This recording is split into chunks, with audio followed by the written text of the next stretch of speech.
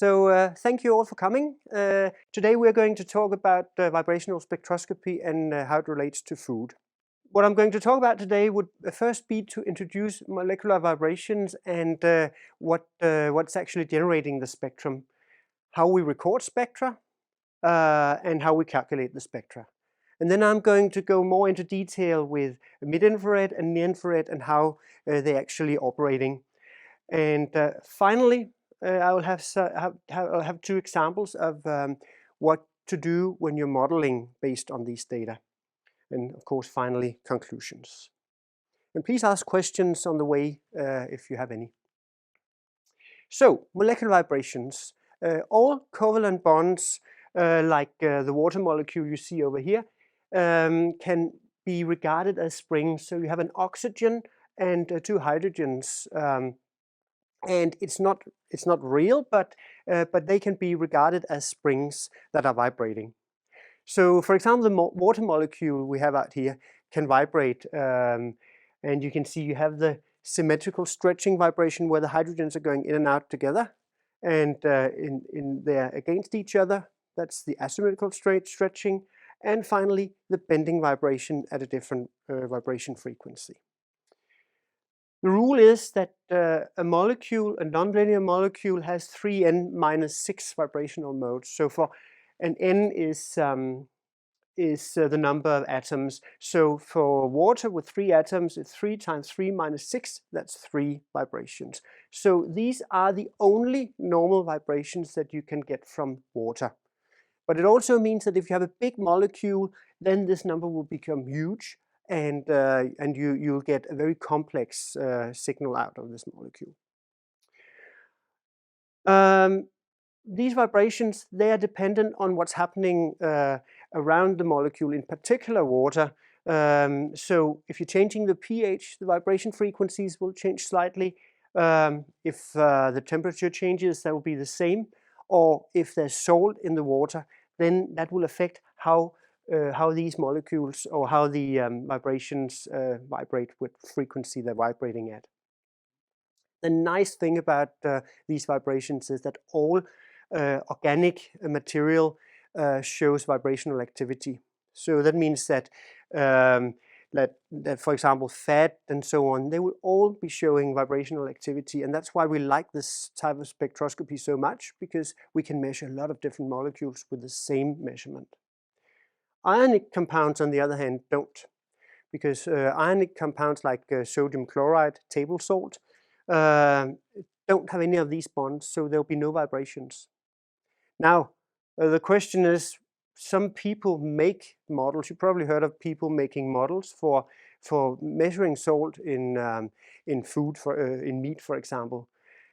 That comes down to this one, because the salt will actually affect the water, and that will mean that you can actually see an indirect effect of salt on the spectrum. Yeah? Pierre, you mentioned indirect measurements here. Is it possible to measure density as well? Yeah, that's an indirect effect, because it's not a molecule. Density is not a molecule. But the fact that density is dependent on the constituents in the sample, like the fat, protein, and sugars, and so on, then by measuring those, you can actually measure density. I don't know how well you can do it. It also probably depends on your sample, but that can actually be done. Yeah.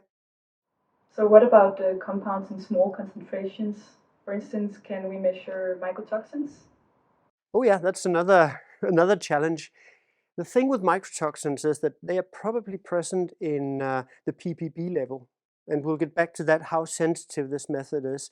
And unfortunately, we don't get down there. But we'll see that in a moment, how low we can actually go with these methods. So, how do we record a spectrum? There are a number of different ways of recording spectra in mid-infrared and near-infrared. And I'll take the two most common and show them to you.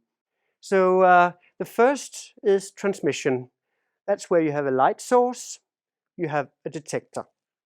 Between those, you placed your sample, and in this case it's a cuvette. It's probably a liquid in a cuvette with a distance of d and the concentration of C. Now, The light shining on the sample has an intensity of I0. And because of the interaction with the sample in the cuvette, there'll be less light coming out on the other side. And that's what you detect with the detector. So that's basically the measurement that we're doing when we're doing a transmission measurement. And the mass related to that is shown here. You have this intensity after the sample, and you have the intensity before the sample. This will always be lower than that one. So that number will be a number between 0 and 1. If you then log transform that number between 0 and 1, you'll get a negative result. So you put a minus in front to give you a positive result. But why are we so interested in this? This is called the absorbance. Why are we so interested in this? That's because of this, the Beer-Lambert law, that tells us that this absorbance is proportional, this is a constant, to the distance and the concentration of the molecule. And then you can rearrange that because this distance is constant, so you can actually rearrange it. So this is a constant, and you just divide that into the absorbance. So there's a straight link between absorbance and concentration. And that's why we like this Beer-Lambert law so much. Sometimes I call it Foss's law, because a lot of our instruments are based around this relationship. So doing transmission, the nice thing is that the distance is constant, so you can do this calculation. On the other hand, the distance must be small, because you need to penetrate the sample. If this sample becomes very thick, no light will get through and you won't get any signal. And that creates some problems from time to time. So it depends on your system whether you can penetrate the sample or not. The Milker scans and wine scans and so on, they measure at 37 or 50 microns with this distance.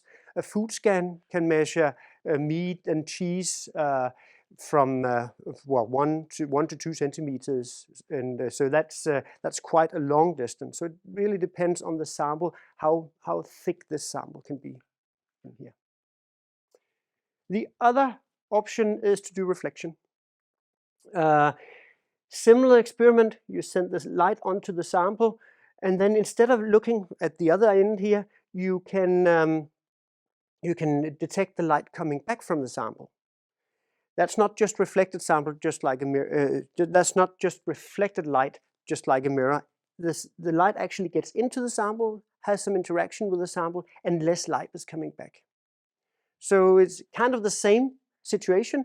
You can calculate your absorbance like that, and you have your Beer-Lambert law, and you can do this rearrangement like we did before.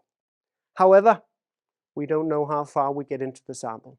So this means that this distance is not constant. It depends on the absorption characteristics of the sample, and therefore it's not as linear as what we expect with a transmission measurement. So, but what's so nice about this is that we don't need to penetrate. Like a powder sample that you cannot send light through, that's the perfect way of analyzing that, for example. We just have to live with this variability of the distance. And that's also one of the reasons why, when we're getting to NIR in a moment, why NIR is not so easy to calibrate compared to a transmission. Well, that was wrong. It was not NIR, it's transmission. And often NIR is done in reflection, so that's why we often have to go to this this setup where we need perhaps more samples to create our models. Okay, what does this look like in practice? As you saw, we're measuring the intensity before the sample and after the sample. The intensity before the sample is what we call the reference. And you can see this here as a trace in the near-infrared region from 1100 to 2500 nanometers. This shape here for the reference is dependent on the light source, the detector, and all the optics inside the instrument. So it's very instrument specific. And we really don't want to measure that. We want to measure the properties of the sample. When we measure a sample, we're getting something similar. There's less light because some light is being absorbed, so it's always below the reference when we do this calculation, when we do this measurement. but you can now see some peaks going down. That's where the sample absorbs. So when we do the ratio, we are getting rid of this instrument-specific shape. And now we have a spectrum that's only related to the sample. And then we do the log transform to get absorbance, because absorbance is proportional to concentration. So this means that if this peak corresponded to fat concentration of some level, this is not fat, but just let's imagine that, and then you're doubling the fat concentration, then this peak will be twice as high. That's basically what the Beer-Lambert law tells us. So let's look at mid-infrared spectroscopy, how this all relates to that. So yeah, here's a curve showing the potential energy of a very simple molecule, just a molecule with two atoms sitting in a distance to each other. What this potential energy curve tells us is that if you move the atoms very close to each other, they will start to repel each other, and the potential energy will climb into the sky. On the other hand, if you take them very far away from each other, they will not feel each other anymore. So that's where you have dissociation, and that's out here where the energy is constant.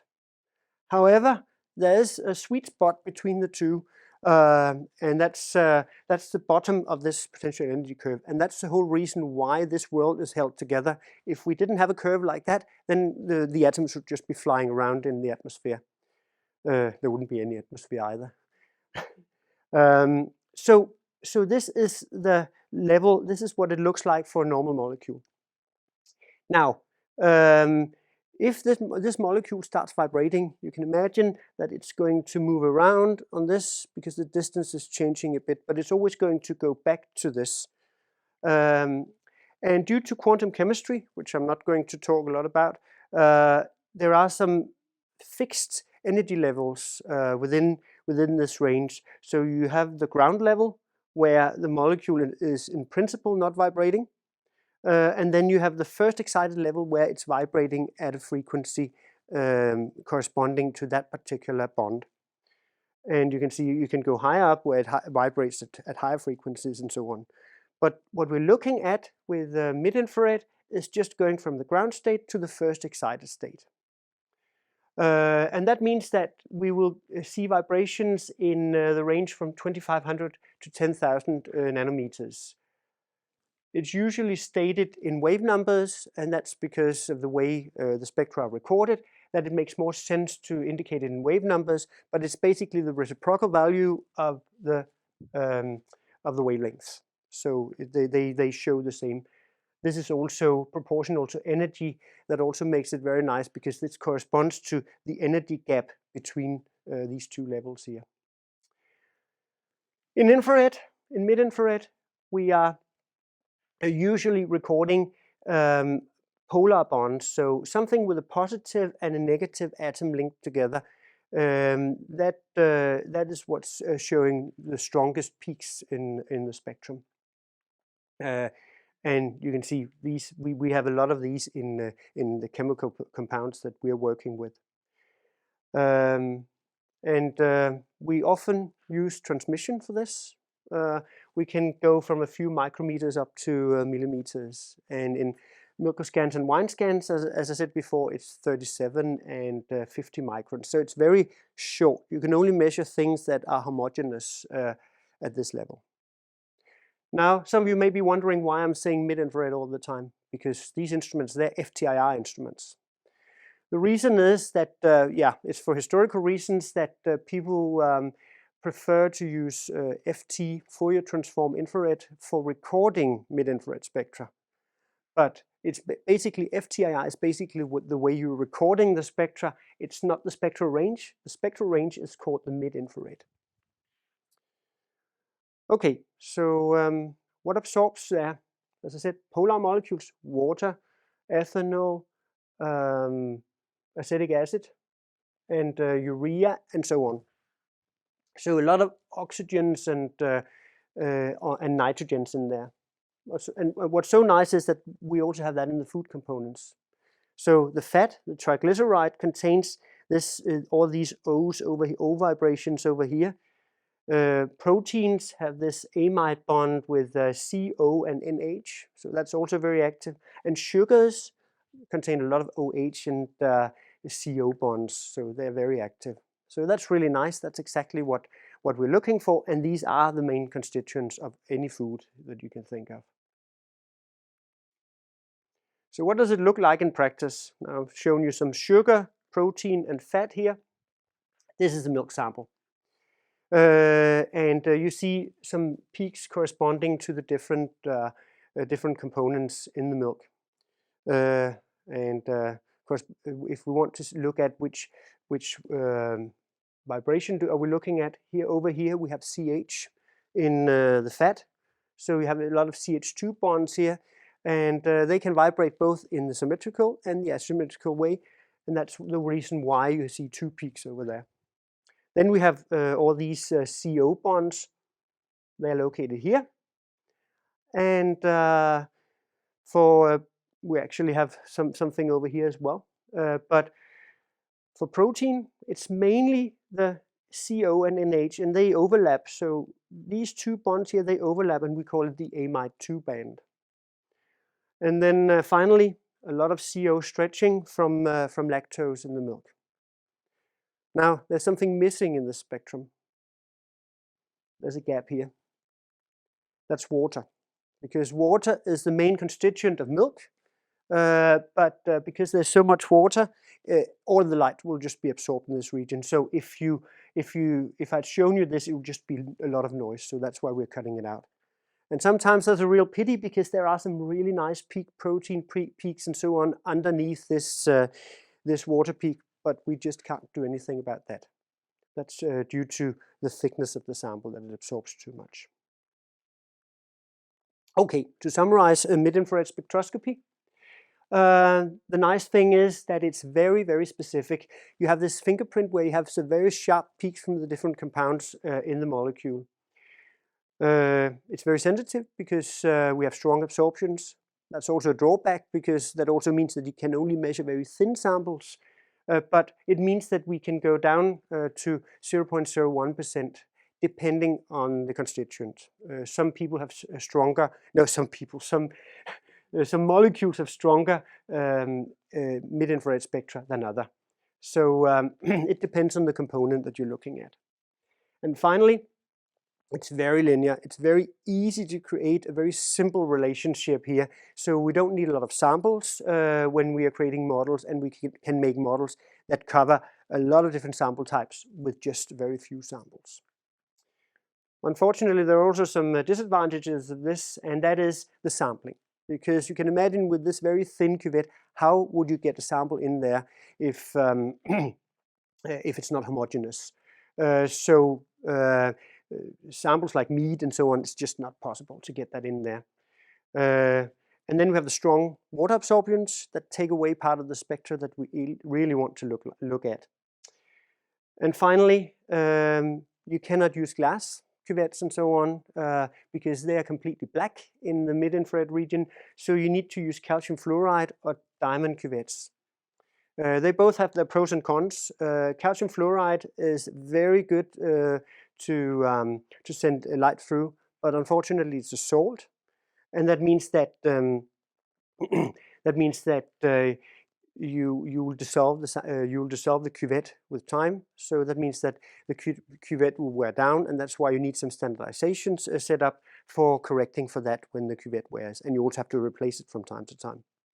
Diamond cuvettes, they last forever, but they're very expensive, and also they have some optical properties that are not fantastic. So we're trying to limit our use of diamond cuvettes to process instruments, because there you need it. If, for example, you have an instrument that's going through a CIP in the process where there's a strong acid, then calcium fluoride will be gone immediately, because it will be just dissolved by the acid, whereas diamond can handle it. So for process instruments, that's the choice. Okay, near-infrared spectroscopy. We'll take the same tour of that. The nice thing is that it's very similar. So with mid-infrared, we're looking at going from the ground state to the first excited state. With near-infrared, we are looking at longer well, at longer distances here, higher frequencies or higher energies. So that's the second excited state, the third excited state, the fourth excited state, and so on. And that's what we call overtones and combination bands in the spectra. Because of this energy, the frequency being higher, it means that the wavelength is being less, so it's shorter wavelengths going closer to the visible region. We typically record it in wavelengths because that's what a monochromator, which is sitting in a near-infrared instrument, is doing, so that's why we're using nanometers for that. It's exactly the same bonds absorbing in the mid-infrared. But now we can start using both reflection and transmission. So depending on what makes the most sense, we will use that for collecting our spectra. And as you can see, it's exactly the same absorbing in the near-infrared. So what does near-infrared, how does a near-infrared spectrum appear? Now, it actually relates, as I said, to the mid-infrared, because the mid-infrared is the fundamental vibration, and then you have the overtones and so on in the near-infrared. So I've just converted the mid-infrared spectrum of water into nanometers. So instead of the normal showing the wave numbers here, it's nanometers. You have the bending vibration out here at 6,300 nanometers, and then you have the two stretching vibrations between 2500 and 3000 nanometers. And 2500, that is where the near-infrared starts. So near-infrared goes all the way down here. So keep your eyes on this one and we'll shift it. So now we have it up here and we're looking down towards the visible region. So what happens in near-infrared is that you basically get weaker and broader peaks going down from the fundamental up here. So the fundamental here is like 27 or 2800. Now at twice that frequency, you will see the first overtone. And twice the frequency is half of the wavelength. So down here at 1450, you will see the first overtone of your stretching vibration in water. Second overtone will appear at 1/3, and third overtone at 1/4 of this wavelength here. There's actually a little interesting story related to the third overtone, because you can see it actually goes into the visible region, and that's the reason why water appears green, because it will absorb some of the light in the red region of the spectrum, and that means that you'll take some of the red light out, and that means that you will have more green light in your sample. So it's actually not a color. Well, it is a color of water, but you're actually looking at the vibrational spectroscopy when you are looking at water. There's also a combination band. This is the combination of the stretching vibration and the bending vibration that will also appear here. What you can see is that the intensity goes down. That's both good and bad. That it goes down means that it will be less sensitive because it will absorb less light. On the other hand, it also means that you can penetrate a much thicker sample. So when you're looking in this region, for example, there's not much light getting, well, there's a lot of light getting through, and that's why a food scan, for example, can measure cheese between 850 and 1050 and penetrate more than 1 centimeter of sample, because of the weak absorptions. On the other hand, sensitivity will not be so good down there. So this is what it looks like in practice. You see that it's going down towards the visible region. And there are peaks from all the main constituents, but they're overlapped. They're not as sharp and so on as what you see in the mid-infrared. So it's more difficult to do the data analysis on. So a lot of pros with near-infrared spectroscopy. We can measure large volumes in some of the spectral regions. We don't have the requirement for homogeneous samples because we can simply sample a bigger volume. We can detect just like mid-infrared, all organic materials, and the water is not so strong, so it also means that it's not obscuring the spectrum in the same way.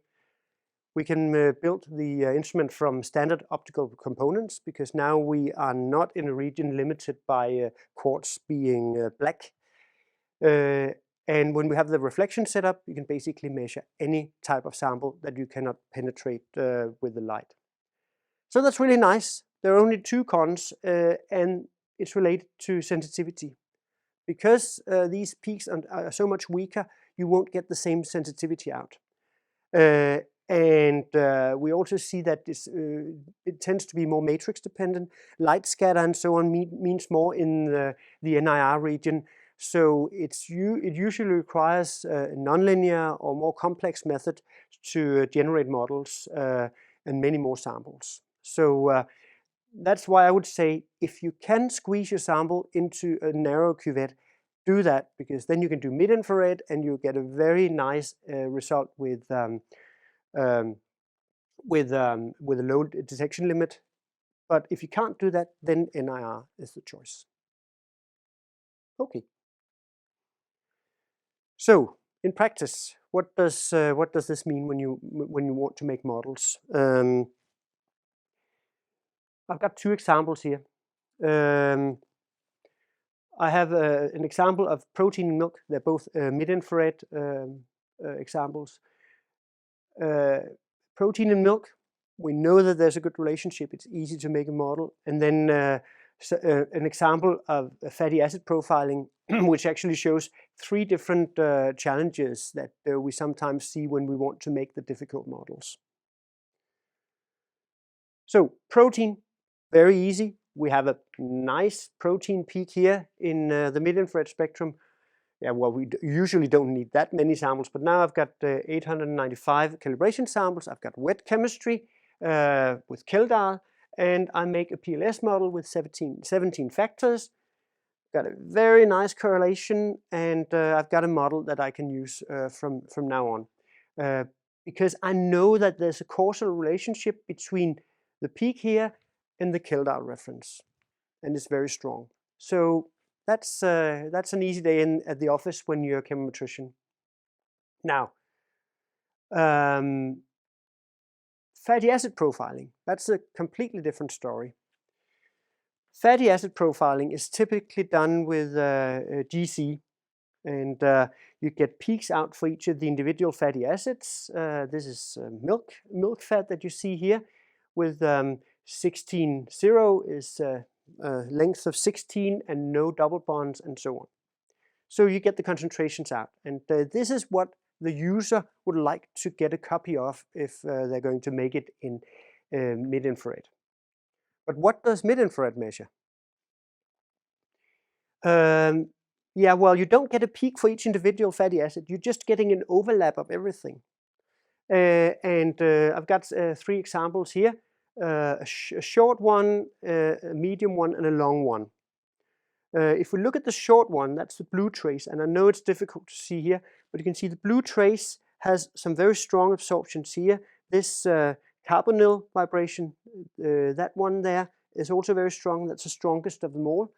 But the CH is very small, because there are hardly any CH bonds in this one.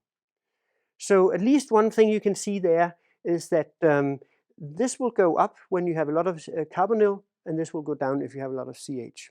So that also means the one with the long chains here will have a high CH influence and a low CO influence. So that means that from that you can actually tell something about the average length of the fatty acids in this. But you cannot say where this fatty acid is sitting, for example. The other thing, you can't see that here, but I can tell you that double bonds are also active in the infrared, and that's what you see in this region down here. So that's another thing you can see, but you cannot see where the double bond is located. Is it at the end here, or is it in the middle, or where is it? Because it only looks at the very close surroundings of where it is. So that you cannot see. So you can see two things average chain length, and unsaturation. That was the first challenge, so it's not measuring exactly the same. So it's always important to be aware of what is my reference method measuring and what am I measuring. The other thing is that there's a high correlation here. I've got some different fatty acids, and you probably cannot see them here, but I've got some monounsaturated fatty acid here.